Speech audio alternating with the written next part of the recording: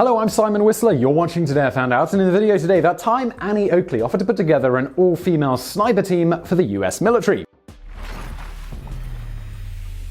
Phoebe Ann Moses, better known as Annie Oakley, made a name for herself as one of the best sharpshooters in the world throughout her lifetime. In the process, she overcame a childhood filled with abuse and adversity to become not only an enormously successful entertainer, but a role model for women and young girls. Born in 1860, Annie's father, Jacob, died of pneumonia when she was 6 years old. Her mother, Susan, briefly remarried, but her second husband likewise died shortly thereafter. Struggling to provide for her seventh surviving child, she had 9 total up to this point, Susan sent 2 of her children, the 8 to 10-year-old Annie, her exact age at this time is not definitively known, and Sarah, off to the country poorhouse called the Dark County Infirmary.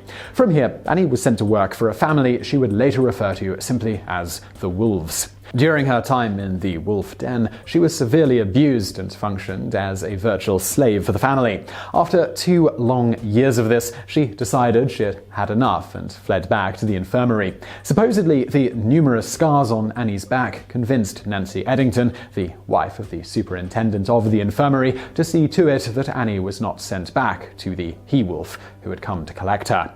After he was sent away and told in no uncertain terms that Annie would never be given back to him, Oakley later stated, "That night I slept untroubled for the first time in long months." Annie remained with the Eddingtons for an unclear amount of time, learning to sew and make clothes until her mother married one Joseph Shaw, and she was then able to return home.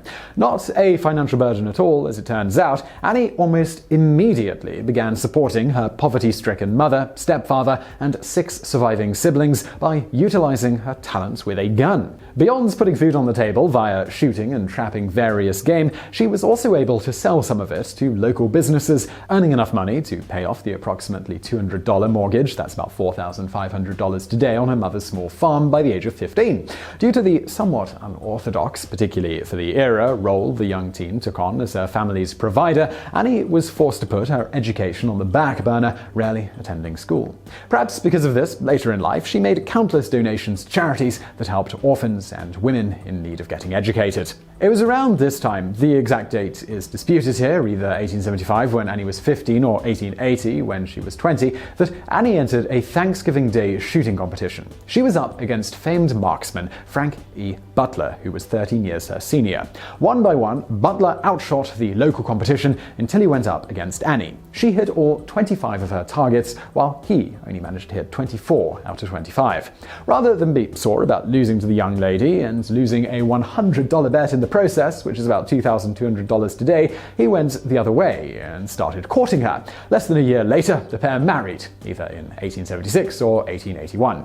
In 1885, the happy couple joined Buffalo Bill's Wild West show. A small-time star on the vaudeville circuit up to this point, her time with Buffalo Bill's show ultimately vaulted her into superstardom across the United States and also in parts of Europe. She had many tricks that she would perform while shooting a gun. For example, she'd put a playing card at a great distance and then she'd shoot it right on the edge. Then, as the card flew through the air, she'd shoot it multiple times on its face. She was also able to shoot out candle flames at a great distance and was able to shoot cigarettes and cigars from her husband's lips. This all brings us to 1898. Although women were making small strides towards equality, there was still a long way to go on many fronts. Most pertinent to the topic at hand, women were forbidden from joining the military in any potential combat role. That's not to say none of them had tried. By the 20th century, a handful of women disguised as men had joined US war efforts in combat roles under false names. Once the disguised women were found out, though, however, they were immediately discharged, usually dishonorably. The fact that women were highly discouraged from engaging with the enemy did not deter Annie Oakley, though. When it appeared that the United States was on the brink of war with Spain at around the turn of the century, Annie offered her services to train a team of female sharpshooters for the war. In her letter to President McKinley, she wrote, "Dear Sir, I for one feel confident that your good judgment will carry America safely through without war. But in case of such an event, I am ready to place a company of 50 lady sharpshooters at your disposal. Every one of them will be American, and as they will furnish their own arms and ammunition, will be little, if any, expense to the government. Very truly, Annie Oakley." Whether or not Oakley received a response from the president, or whether her offer went completely ignored, is unclear, but the president certainly didn't enlist Oakley's help.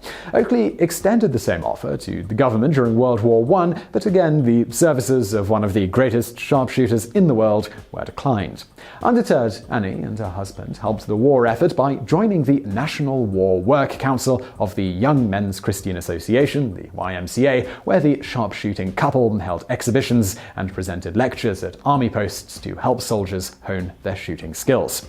Despite her advanced years and being seriously injured in a car accident in 1922, Annie continued to perform and set various sharpshooting records almost until her death in 1925 at the age of 66, dying of pernicious anemia. Her husband, of approximately half a century, Frank Butler, died just 18 days after that, supposedly refusing to eat anything after his wife's death. The pair left behind almost nothing of the small fortune they'd accumulated in their lifetime, having previously donated the bulk of it to support various charities, particularly those focused on helping women and orphans.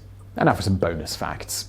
Annie Oakley was exceptionally careful with her public image throughout her lifetime. Whereas other female sharpshooters tried to make a name for themselves by altering their appearance to please their male admirers, Annie very purposefully made her own modest costumes, striving to look attractive while still maintaining a sense of dignity in her appearance. Needless to say, in the early 20th century, when William Randolph Hearst's newspapers reported that Annie Oakley was serving time in prison for, to quote, stealing the trousers of a Negro in order to get money with which to buy cocaine, she was less than pleased. Of course, she never did anything of that sort. A burlesque performer who called herself Annie Oakley was supposedly the real culprit. The fact didn't stop newspapers across the nation from publishing the false and sensationalized story.